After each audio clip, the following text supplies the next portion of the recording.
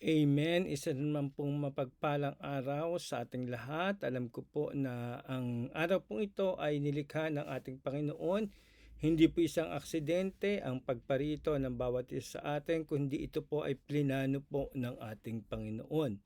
Nagpapasalamat po kong muli sa pagkakataon nito na maging kabahagi ng iglesyang ito sa pag-aaral ng kanyang mga salita sa mensaheng ibibigay po sa atin ng ating Panginoon. Sa ngayon nga po ay nasa unang linggo po tayo ng pangalawa sa huling buwan ng taong ito. At darating nga po sa susunod na buwan ay Disyembre na po, huling buwan na po ng taon. Tunay na napakabilis po ng mga panahon, napakabilis po ng oras. At kailangan po nating patuloy na maging handa sa harapan ng ating Panginoon. Sa araw pong ito, ang pag-aaralan po natin ay Sinners Together. At ang tema po natin ngayong araw na ito, ngayong buwan na ito ay Together or Togetherness po.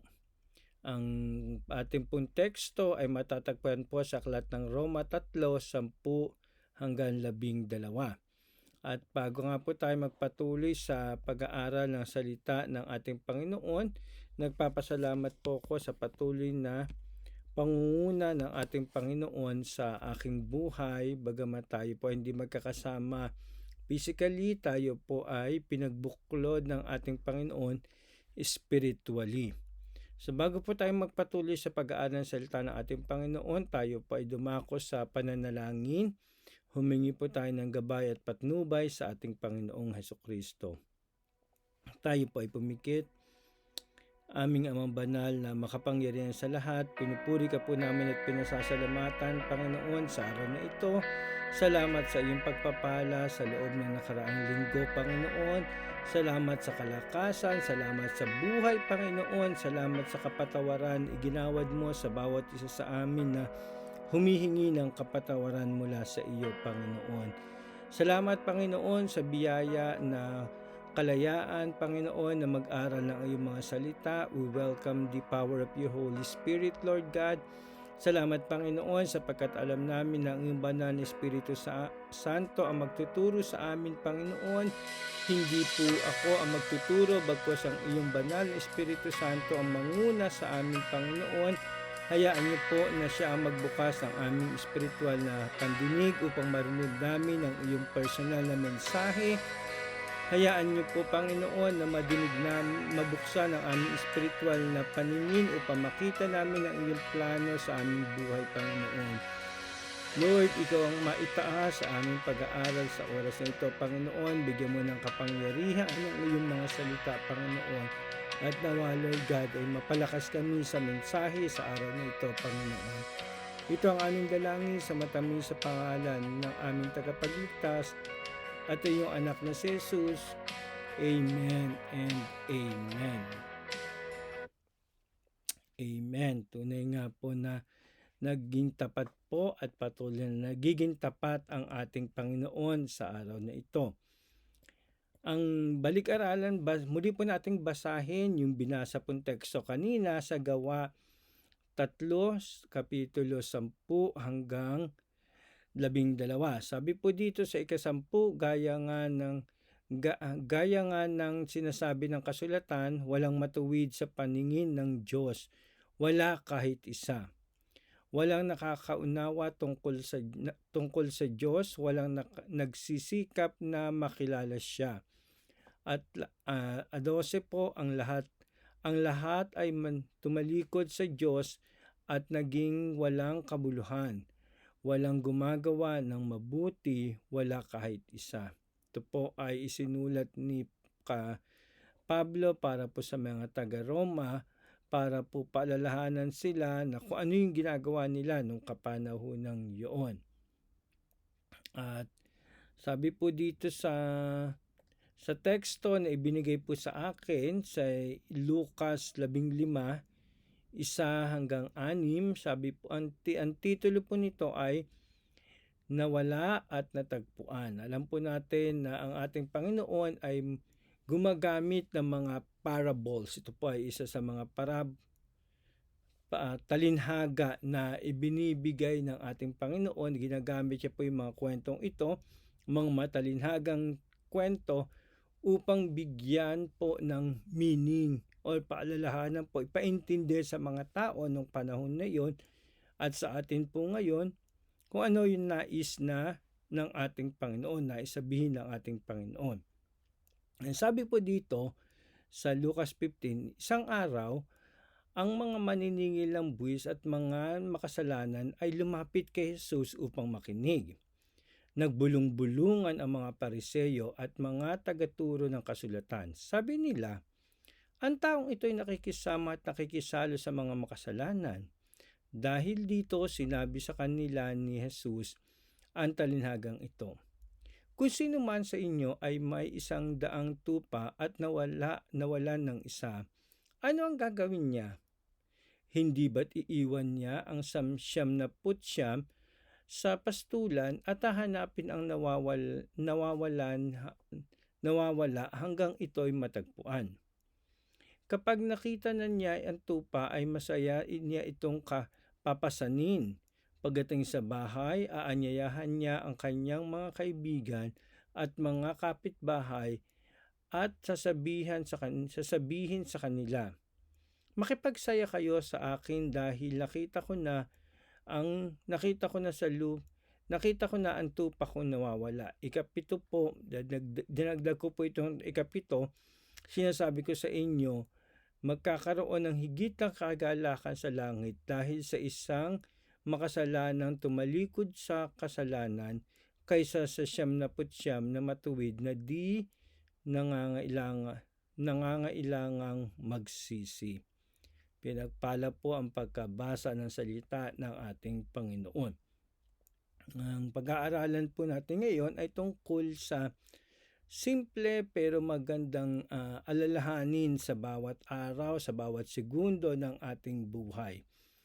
Bagbalik-aralan po natin yung plano po, original plan ng ating Panginoon. Sabi po sa aklat ng Genesis 1:27, nilalang nga ng Diyos ang tao ayon sa kanyang larawan. Sa ibang salin po, sabi ayon sa kanyang wangis, sila'y kanyang nilalang na isang lalaki at isang babae. So, at the beginning po, when God created the universe, when God created everything here on earth, nilikha po niya ang isang lalaki at isang babae. Sa 2 kabanata po, sinabi po doon na nilikha niya ang tao at hiningahan niya yung tao. Di po ba yung lalaki nung kanyang likain, si Adan, hiningahan niya. So, originally, man was perfect. Sabi po dito, katulad ng ating Panginoon. Perfect as God. Pure as God. So, yun po yung original plan ng ating Panginoon. Tayo po ay perfect sa harapan ng ating Panginoon. Pero alam po natin naman yung nangyari na natukso si Eva at natukso rin si Adan sa pamagitan ng kaya pumasok ang kasalanan. At ang sabi po sa aklat ng Roma 3, kapitulo 23 hanggang 24, sapagkat ang lahat ay nagkasala at hindi naging karapat-dapat sa paningin ng Diyos. Ngunit dahil sa biyaya ng Diyos sa atin, itinuring niya tayong matuwid sa pamagitan ni Jesucristo na siyang tumubos sa atin. Ito'y regalo ng Diyos. Di po ba? Tayo ay binigyan ng napakagandang regalo ng ating Panginoon. Maaari po sa inyo sa mga panahon ngayon, nag-aayos na ng mga regalo na pwedeng ipamigay pagdating ng Pasko. Nag-iisip na tayo ng mga kung sino-sino yung mga riregaluhan natin, ano yung iririgalo natin sa mga oras na ito. Dahil po ito ay tanda ng pagmamahalan, tanda po ng pag-ibig ng ating Panginoon, kaya't ibinigay niya yung kanyang bugtong na anak. Di po ba? Kaya bilang kawangis ng ating Panginoon, tanda ng ating pag-ibig sa ating kapwa, ay ang pagbibigay natin ng regalo doon sa ating kapwa. At ito pong kapatawaran ay isa pong regalo na binigay sa atin ng ating Panginoon. Ngayon, dumako po tayo dahil alam natin na ang bawat isa sa atin ay nagkasala. Minsan, di ba, hirap tayo na magbumalik pagka tayo ay nagkakasala. Pero ano po ang sabi ng ating Panginoon sa kanyang mga salita tungkol sa kasalanan?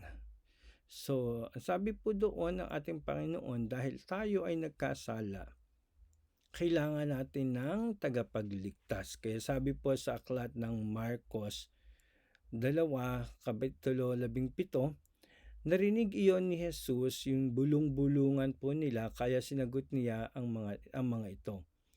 Ang mga taong walang sakit ay hindi nangailangan ng doktor, kundi ang mga may sakit. Naparito ako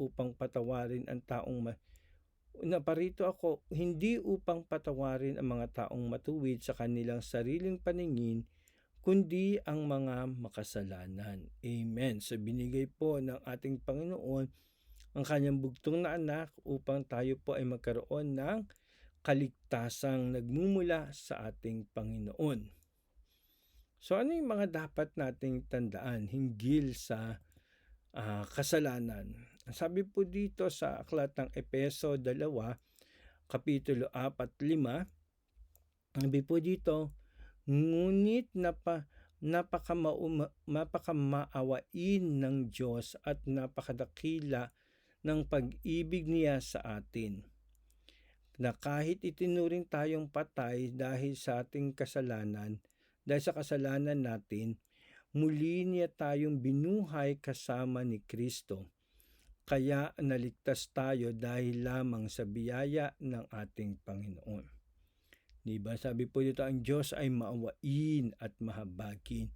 Tinanong ko po kanina doon kay Google kung ano ibig sabihin ng mercy at ano ibig sabihin ng grace.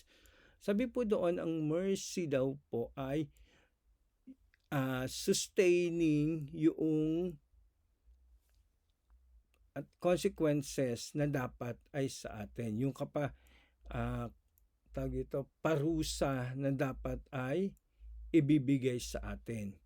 So sino-sustain, pinipigilan, hinihinto ng ating Panginoon yung parusa na dapat na mapupunta sa atin. So ano po yung parusa natin, di ba? Sabi po doon, ang kabayaran ng kasalanan ay kamatayan. Tayo po ay magkakaroon ng panghabang buhay na kamatayan sa impyerno.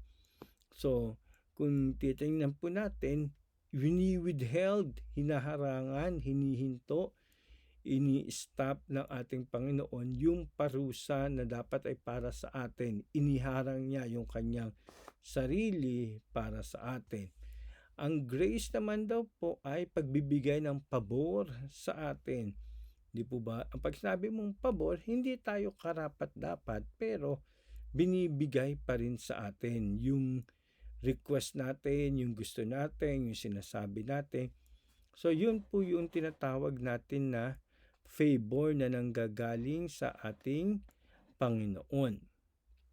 So dahil po napakamaunawain ng ating Panginoon, hindi po niya ibinababa yung kapatawaran ay yung kaparusahan ng ating mga kasalanan sa pang-araw-araw na ginagawa natin. At dahil po sa napaka-gracious ng ating Panginoon, ay pinagpapala pa rin tayo ng ating Panginoon bagamat tayo ay may mga pagkukulang sa Kanya. So yun po yung ganong klase po yung katangian ng ating Panginoon. Ang pa ba yung dapat nating tandaan hinggil sa kasalanan? Bagamat po tayo ay may kasalanan, ang Diyos ay mapagpatawad. Sabi po sa Efeso ulit, aklat ng Efeso, Kabanata 1, Kapitulo 7 hanggang 8, sa pamagitan ng dugo ni Kristo, tinubos tayo. Ang ibig sabihin ay pinatawad ang mga kasalanan natin. Napakalaki ng biyayang ipinagkaloob sa atin ng Diyos. Binigyan niya tayo ng karunungan at pangunawa. Hindi po ba? Kaya nga minsan pag nagtatanong sa akin, ang Diyos ay, will God give you second chance? Sabi ko po, hindi. Dahil ang Panginoon po ay hindi lang nagbibigay ng second chance, kundi ng third chance, ng fourth chance, ng 1,000 chance, ng million chance para sa atin. So, there are million chances were given to each and every one of us. Pero hindi po ibig sabihin noon na kailangan natin abusuhin yung pagkakataon na ibinibigay sa atin ng ating Panginoon. Sabi po, di ba, maging handa tayo sa anumang oras. Kaya nga't kung nakaramdam ka ng guilt sa sarili mo, humingi ka ng kapatawaran sa ating Panginoong Hesukristo.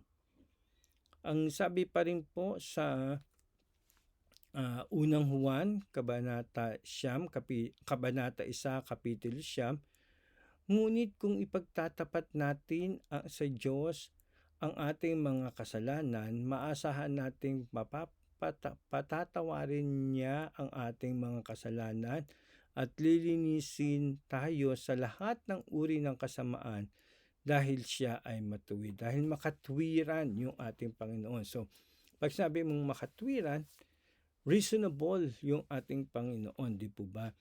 So, paano pa sabihin reasonable yung ating Panginoon? Bagamat may pagkukulang tayo, pinapatawad tayo ng ating Panginoon. Pero hindi ibig sabihin noon na we are entitled na ulit-ulitin, di po ba? Kaya hinihingin tayo ng ating Panginoon ng maging matuwid sa harapan ng ating Panginoon sa anumang oras ng ating buhay ay manatili tayong matuwid sa harapan ng ating Panginoon. Bagamat siya ay handang magpatawad, kailangan din nating pagsumikapan yung ating kabutihan, di po ba? Sabi po dito, ang Diyos ay mapagmahal, di po ba? Sabi sa aklat ng Micah 7:18, wala na pong ibang Diyos na katulad ninyo. Ito po si Propeta Micah na pinatawad niyo ang kasalanan ng mga natitirang mamamayan na pag-aari ninyo. Hindi kayo nanatiling galit magpakailanman dahil ikinagagalak ninyong mahalin kami. Di ba? Dahil sa dakilang pag-ibig ng ating Panginoon, ibinigay niya yung kanya nag-iisang anak. Dahil sa dakilang pag-ibig ni Kristo, ibinigay niya ang buhay niya para sa atin. Hindi po ba? Opo, ang kasalanan sometimes will give us joy in a short period of time. Hindi ko sasabihin, hindi ikalulungkot natin kung tayo ay nagkakasala. Minsan nagkakasala tayo to give us joy. But in a short period of time. Pero in a longer period of time, nandoon yung guilt sa puso ng bawat Kristiyano na nakikakilala sa ating Panginoon at kung saan nananahan ang banal na Espiritu Santo. Sabi po din dito, dapat natin tandaan na manlilin lang ang kaaway. Sabi sa 2 Korinto 11:3, pero nag-aalala ako na baka madinlang kayo tulad ni Eva na nalinlang ng ahas at nawala ang inyong taus-puso at mawala ang inyong taus-pusong hangaring sumunod kay Kristo. Diba? Sometimes nahuhulog tayo sa bitag ng kaaway. Sometimes nagkukulang tayo, diba? Hindi kagaya ng sinabi natin kanina na we all fall short, pero hindi ibig sabihin na hindi tayo mahal ng ating Panginoon. Di po ba?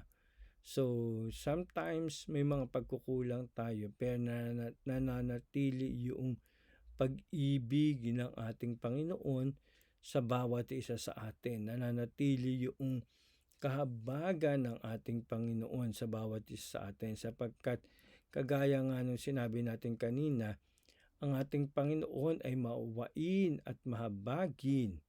Ang ating Panginoon ay mapagpatawad at ang ating Panginoon ay makatwiran. Ang ating Panginoon ay mapagmahal. Yan po yung mga katangian ng ating Panginoon. Kaya pagsumikapan natin huwag tayong malinlang ng gawa ng kaaway. Bagkus ano pa ang sabi sa atin ng ating Panginoon sa sa Epeso ulit, Kabanata 6, 11 hanggang 13. Ano pa ang sabi ng ating Panginoon sa atin? Gamitin ninyo ang lahat ng kagamitang pandigma na ibinigay sa inyo para malabanan ninyo ang mga lalang plano nais gawin ng dyablo. Sapagkat ang labanan natin ay hindi ang kalaban natin ay hindi mga tao, kundi masasamang espiritu sa himpapawid, mga pinuno, may kapangyarihan, at mga tagapamahala ng kadilimang namamayani sa mundong ito. So, alam na po ng ating Panginoon na nandito na yung kadiliman, nandito na yung gawa ng kaaway, nandito na yung dyablo sa mundong ito. Kaya gamitin ninyo ang lahat ng kagamitang pandigma na ibinibigay sa inyo para sa oras na dumating ang kasalmaan ay makagawa ninyong makikipagdigma po tayo talaga. There is a war that is going on. Kagaya nga 'di ba nung sinabi ko nung last time na nagsalita po ako, kung hindi ka makikipagdigma ngayon, yung the next future, the next generation, makikipagdigma sila sa lalong mas malaking kalaban. Di po ba? Kung hindi mo pipigilan yung mga anak mo na gumawa ng masama, mas malaking digmaan yung gagawin nila o kababakahin nila in the future. Kung hindi ka makikipagdigma doon sa mga mahal mo sa buhay, mga anak natin na pamangkin natin na ayaw umattend ng Sunday School, ng Bible study, mas malaki po yung magiging kababakahin nila sa hinaharap. Sabi po dito, 'di ba? Kaya pinaalalahanan tayo na gamitin natin lahat ng kagamitang pandigman ay binigay sa inyo ng Diyos. Ibinigay na po sa atin ng ating Panginoon.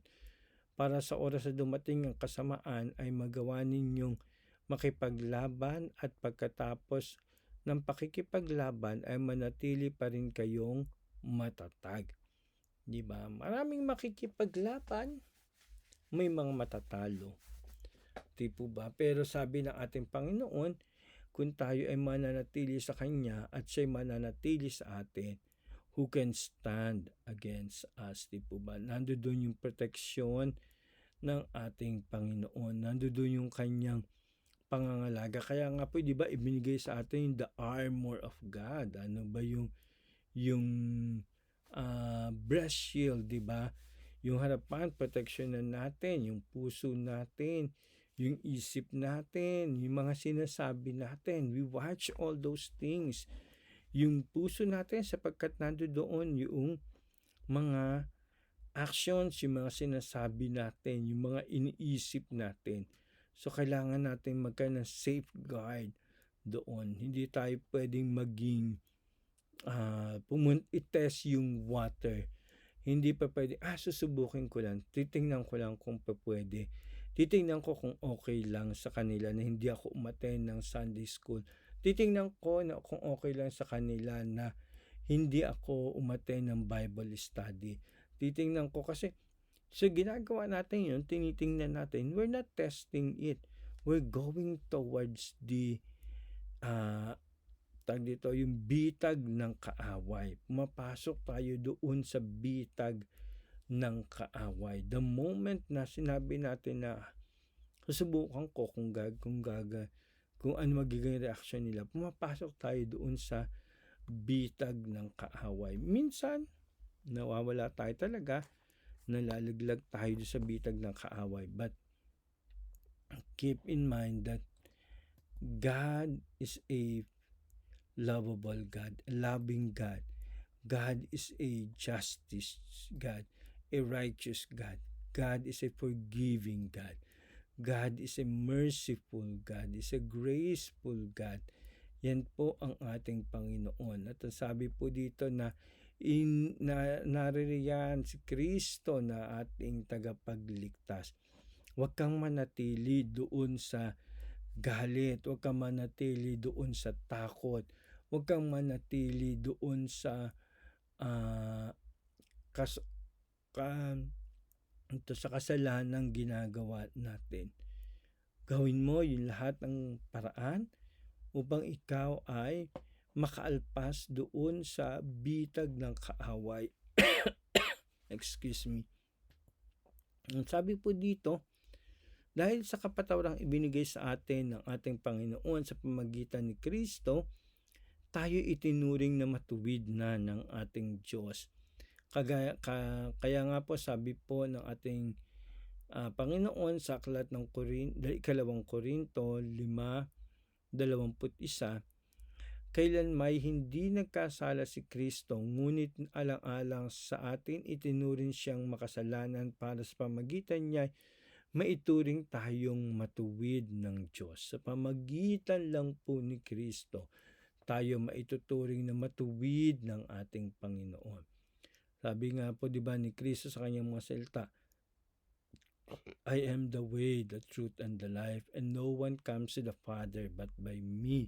Siya po ang tanging daan patungo sa kaligtasan ng bawat isa sa atin. At dahil po sa Kanya, itinuring tayong matuwid. Bagamat hindi po tayo matuwid, itinuring tayong matuwid. Bagamat hindi ka perpekto, itinuring kang karapat-dapat sa harapan ng ating Panginoon. At iyo po ay isang biyaya at regalo sa atin ng ating Panginoon. Ano po ang sabi sa aklat ng Efeso 2:8-9, dahil sa biyaya ng Diyos, naligtas kayo nang sumampalataya kayo kay Kristo. Kaloob ito ng Diyos at hindi galing sa inyo. Hindi ito nakasalalay sa mabubuting gawa ninyo para walang maipagmalaki ang sinuman. Di po ba? Hindi po dahil tayo ay nagbibigay, kaya po tayo maliligtas. Nagbibigay po tayo dahil tayo yung unang binigyan ng ating Panginoon. Dahil tayo po yung unang minahal ng ating Panginoon. Di po ba?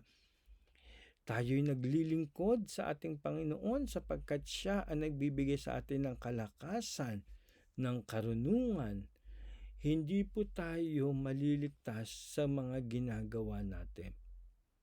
Sabi doon sa isang scripture na nabasa ko, o doon sa isang literature na nabasa ko, kung hindi dahil sa gawa natin tayo naliligtas, bakit kailangan magsumikap na umattend sa church every week, na umattend sa Bible study, na humingi ng tawad, kung ito ay biyaya lamang na ibinibigay sa atin? Sapagkat ang biyaya po na ibinibigay sa atin ng ating Panginoon ay dahil sa ating pananampalataya. Di po ba? At ang sabi po ng salita ng ating Panginoon, ang pananampalatayang walang gawa ay patay. So ang gawa po natin ay yung paglilingkod natin. Kung naniniwala, kung nananampalataya kang siya ang iyong tagapagligtas,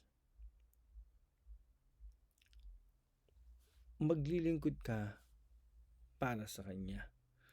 Kung nananampalataya ka na siya ang iyong kagalingan, magpapasalamat ka sa pamagitan ng pagpupuri sa ating Panginoon. So, ang pananampalatayang walang gawa ay patay. Kung hindi ka maglilingkod sa ating Panginoon, baliwala yung pananampalataya mo. Kung hindi ka hihingi ng kapatawaran sa ating Panginoon, baliwala yung pananampalataya mo. Kung hindi ka magkakaloob sa ating Panginoon, baliwala yung pananampalataya mo. Sapagkat ang sabi ng ating Panginoon, tayo ay naligtas sa pamagitan ng ating pananampalataya. Sabi po niya sa John 3:16, ang sino mang sumampalataya ay magkakaroon ng buhay na walang hanggan. Pero sinabi rin po niya sa kanyang mga salita na sino mang ang pananampalatayang walang gawa ay patay. Sa pagsabi pong patay, walang silbi. Di po ba? So, hindi karapat-dapat sa harapan ng ating Panginoon. That's the reason why we stand there at the pulpit, preach, because nananampalataya tayo sa kabutihan ng ating Panginoon. That's the reason why we do good things doon sa ating kapwa, kasi nananampalataya tayo na unang-una, ang Diyos ang nagbigay sa atin ng pagpapalang yun para makapagbigay tayo sa iba. Pangalawa, ang Diyos yung magbibigay ng gantimpala sa atin doon sa kabutihang ibinigay natin sa kapwa natin. So, nananampalataya tayo, at dahil sa panampalatayang yun, tayo ay gumagawa para magkaroong buhay ng yung pananampalatayang yun. So, hindi po dahil sa ginagawa nating mabuti, kundi dahil sa pananampalataya natin na pagkakalooban tayo ng biyaya ng kaligtasan ng ating Panginoon dahil doon sa ginagawa natin. Dahil doon sa mga pinaglilingkod natin sa ating Panginoon. So, yun po yung kailangan nating gawin.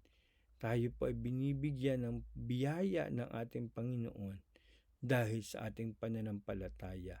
At dahil sa ating pananampalatayang yan, tayo ay naglilingkod at gumagawa ng mabuti sa ating kapwa. Kaya sa Diyos po ang kapurihan, sa Diyos po ang kaluwalhatian. Tayo po ay patuloy na manalangin. Isama niyo rin po ko sa inyong mga panalangin. This coming Friday po ay magkakaroon po ko ng colonoscopy. It's a test for colon cancer. So, I'm claiming yung mabuting magandang resulta, but I'm praying that God will prepare me for the best things. At tayo po ay magpasalamat sa ating Panginoon sa biyaya na binigay niya sa atin sa pamamagitan ng kanyang mga salita. Tayo po ay manalangin. Aming Amang Banal na makapangyarihan sa lahat, nagpapasalamat po kami, Lord God, dahil muli pinaalala mo po sa amin kung sino ka sa aming buhay, Panginoon. Isang Diyos na mapagpala, isang Diyos na mahabagi, isang Diyos na mapagmahal, isang Diyos na maunawain, isang Diyos na may katwiran, Panginoon. Lord, salamat, Panginoon, sapagkat in you alone, Lord God, we have everything, Lord Jesus. Salamat, Panginoon, sapagkat ikaw ang aming kalakasan, ikaw ang aming karunungan, Panginoon. Ikaw ang aming kaligtasan, Panginoon. Lord, ikaw patuloy na mag-ingat ang iyong mga salita sa aming buhay, Panginoon, na patuloy kami maglingkod sa iyo bilang simbolo ng aming pananampalataya sa iyo, Panginoon. Lord, sa iyong lahat ng kapurihan, sa iyong lahat ng kadakilaan, sa pangalan ng anak ni Jesus. Amen and amen. Muli po, maraming salamat po at sa Diyos po ang kapurihan.